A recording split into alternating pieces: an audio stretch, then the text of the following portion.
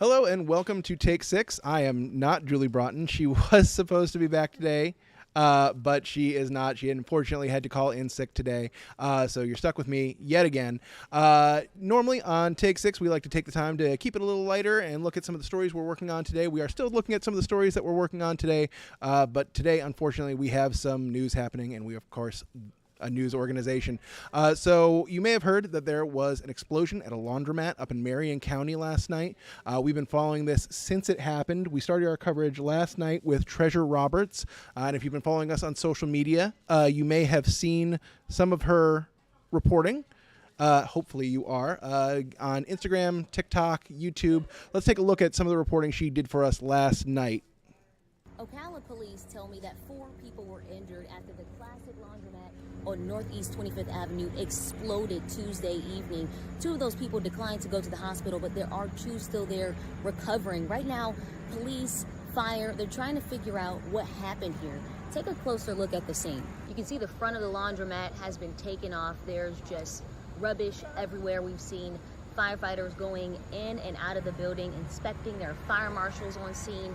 I did get a chance to speak with a gas station attendant across the street. She says while she was working, she heard a loud boom. At first she thought it was a car that crashed into a building until she saw smoke and she saw flames. That's when she went outside and realized it was much bigger than a car crash. We're still trying to figure out how this happened and who it was that was involved. We did ask fire and police the extent of the injuries for those victims, but they haven't gotten back to us yet. You can find out more about this explosion on our website at clickorlando.com. Okay, that was Treasure Roberts. As I said, she started our coverage last night. Today we are getting picked up again by Jarell Baker. He is up in Marion County right now. If you just give me 1 second, I will bring him up. Jarell, thank you for joining us today here on Take 6. So you've been up there just for the past hour or so. You took over for Mark Lehman, who was there all morning long. What can you tell us about what's happening so far? Hey, Thomas. Yeah, I can tell you right now that if you can hear the construction going on behind me, or, well, the debris getting collected behind me, we'll step out the way here. They're trying to clean up the area as much as they can. You can see that there was a bunch of glass and a lot of damages, not only to this store, but also several stores that were nearby. And if you see those red markers right there on those posts over there, you can see that that says that those places are dangerous and do not enter. So it looks like there are several of those businesses that have that on them right now. I was also speaking with Advantage Insurance Adjusters representatives. That's the business right over here. They said that they have a lot of customers that come through there. A lot of them also work with DCF because they're not just an insurance agency. They also connect those families with the money they need to survive. Unfortunately, their business also got hit with that red sticker and they cannot enter. They also may be in trouble of the future of maybe losing their office over here in this area. So a lot of people that are concerned, Thomas. Absolutely. And so what are kind of next steps for these businesses? What do they need to do to try and get back open? Or does anyone even know what they need to do just yet? Or is it still too early to tell? Yeah, it's kind of a little bit too early to tell. One of the main things that we know right now is that the fire marshal and the police are investigating what happened. They're investigating it as a gas leak, but until that wraps up, there's not much they can do. Got it. So the assumption is right now, just to be clear, that it is a gas leak that was involved in this, but that's not been determined 100% just yet. So still under investigation, correct? Correct, because that investigation is still ongoing. However, the dryers that were in the laundromat are actually gas dryers, which is one of the reasons why probably people suspect that it was a gas explosion. We're still hating to hear the word from the fire marshal, who, at least from what I've seen since I've been out here, hasn't gotten here yet, but I'm pretty sure it is on his way. Gotcha. And we know that there were at least 4 people who were injured in all this. Has there been any update on their conditions that you're aware of? Yeah, not at this time right now, Thomas. I know that a lot of people are very concerned. There's some people in the area that knew some of the people that came and were injured in that laundromat. We do know that 2 did refuse to go to the hospital, so one could assume that they probably are okay. The other 2 are still in the hospital. No word on what their condition is. I got you. Thank you so much. And I'll just give us one last question before I let you go. And are we expecting any more updates from investigators today, or are they just, kind of wrapped in looking for answers themselves? Any new information that we might expect later on this afternoon? Well, yeah, as the situation develops, they'll be able to give us some more information, especially about how many businesses are impacted, how severe they're impacted. I will say that I did speak with one of the businesses here, and I should be hearing from the owners talking about what they're going through and give an update, at least when it comes to their business here in the area. So I should be speaking with them within an hour or so. All right. Well, Jarell Baker, thank you so much for giving us your time. I know you're busy gathering all the news that you can out there. Really appreciate it, and we'll keep any updates coming later today, starting at News 6 at 4, and, of course, on clickorlando.com. Thank you very much, and I'll let you go get back to work up there. Thank you. Thank you. Thank you. All right. So we are, if you'll just give me 1 second. Again, this is just me going solo. We are continuing to follow that, as I said, on clickorlando.com. You can keep all up to date with all of the latest information happening right there. We'll be updating throughout the day, and any new information that we find out will be updated there first. And of course, as soon as we can get live on the air on News 6, we will be live starting at 4, and we'll have updates throughout the afternoon. Now, turning to the weather, we are going to be talking once again with Central Florida's only rock and roll meteorologist. I know she loves it when I say that. And we're going to be talking with Samara Kokinos. Let me just get her up and running here.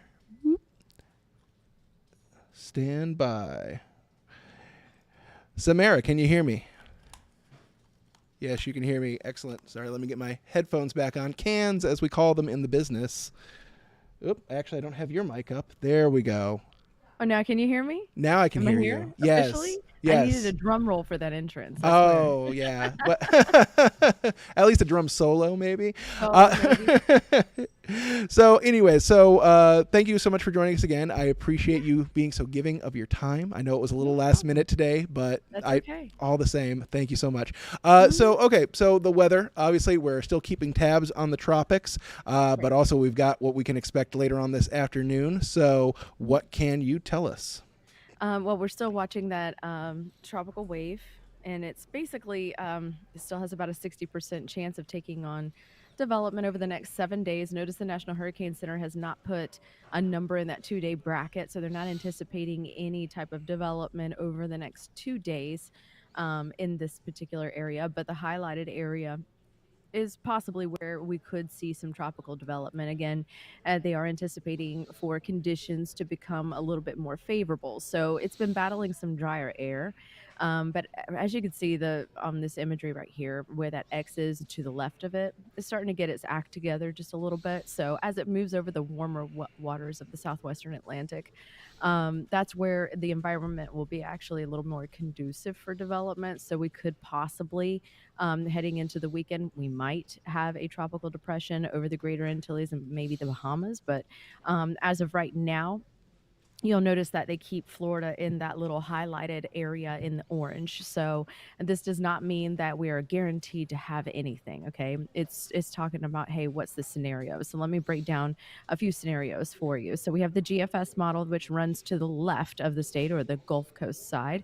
And basically it would bring us some higher rain chances as we end the weekend heading into the start of next week. But notice that Bermuda high, that's going to be the controlling feature. And the European model keeps it a little bit to our east coast, which would actually bring us slightly lower rain chances. So what's going to happen is as this area of low pressure moves up the coast, drier air is going to filter in behind that and lower those rain chances Sunday going into Monday or Tuesday. So there's two scenarios. It's still very early to tell at this point, and until something actually develops, they really can't say where the blob of moisture is going to go. Okay, so it could take one of those two paths. So let me show you what to expect today, though, because we do have that here for your local forecast. So the clouds and rain forecast. Let me fix that. Give me 1 second. Just give me 1 second here. I'm in somebody else's show today, so. That's totally understandable. When that happens is basically, things aren't always set to where they need to be, where your show would be. So It's live television, these things happen. That's the joy of watching live television.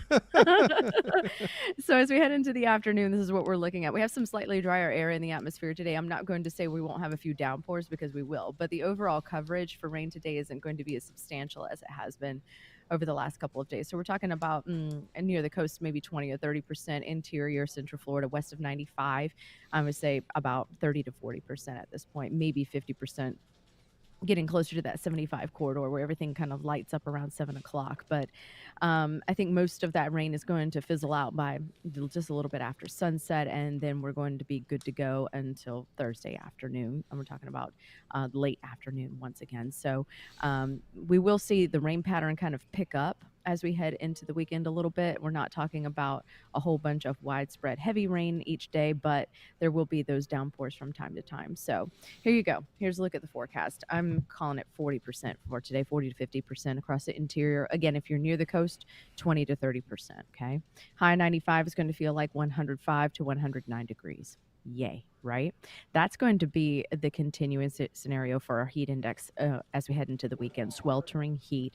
We could possibly see heat advisories issued, so we'll be watching for that. But notice your rain chances around 50 or 60% heading into the weekend, and then we're dropping them off slightly, kind of staying on the conservative side for now, just because we're going to be watching exactly where the tropical wave goes to determine if, it does head to the Gulf Coast, and then we'll raise those rain chances a little bit more.